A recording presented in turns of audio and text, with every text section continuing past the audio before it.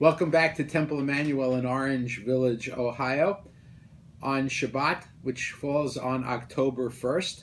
As we round the corner towards the end of the year, we're also rounding the corner towards the end of the cycle of Torah readings. And we are reading the Torah portion that begins at verse 9 of chapter 29 of Devarim, and it's known as Nitzavim. Nitzavim, incidentally, is also the Torah portion that is used in the Reform movement on Yom Kippur. Nitzavim means standing, stationed, not just standing and stationed, but permanently affixed someplace. And in this Torah portion, Moses says to his flock, Atem nitzavim hayom kulchem lifnei Adonai Elohechem. Today you are stationed, you are planted in the presence of Adonai, your God. Of course, in this Torah portion, Moses is recounting to this latest generation of Hebrews, Ma'amad Har Sinai, the standing at Mount Sinai when we received the Torah. And then Moses goes on, and there's an interesting couple of verses. At verse 14, he says, Ki et asher yeshnu po imanu omed hayom. Moses says, we're not here by ourselves today. We are here with all of those who are standing here today. Ve'et asher einenu po imanu ayom, and those who are not with us today. The rabbis notice that the word omed, standing, is omitted from the second phrase. Moses says we're here with those who are standing with us and with those who aren't standing with us.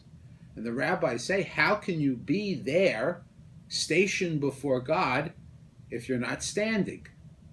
And the answer that the rabbis give us is that those who were not there physically with our ancestors in the wilderness were there at Sinai, but they were not there physically. They were there spiritually.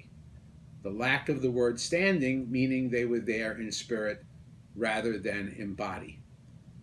It is from this Torah portion that our rabbis understand that the covenant that was made with God at Mount Sinai was not just a covenant between God and an individual or an individual's family, as it was with Abraham, Isaac, and Jacob.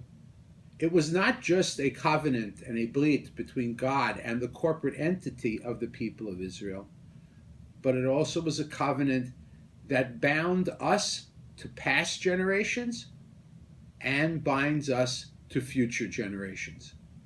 When I was a kid in Hebrew school in Brooklyn, we used to joke about remembering who was spiritually standing a couple rows away from us all the way back then at Mount Sinai. But the idea is that we were not just part of the Exodus, but that we were party and part of the business of receiving the Torah at Mount Sinai. Especially as we approach a new year, this Torah portion reminds us that our activities as Jews are not just for us, not just for our generation in our own time. They are in many ways a business of honoring previous generations, but most importantly, what we do in our Jewish lives today, our support for Jewish institutions, our observance of Judaism, is the way we preserve that covenant and pass our tradition on to future generations, to those who are with us spiritually, but are not yet perhaps standing among us. And it is this covenant that binds us to God, the past, and the future of our people all at the same time, that we carry with us, even as we come in a few days in Yom Kippur, and we ourselves are Nitzavim. We ourselves are standing, stationed in the presence of God. Shana Tova Ushlema. May each of you have a good and complete new year.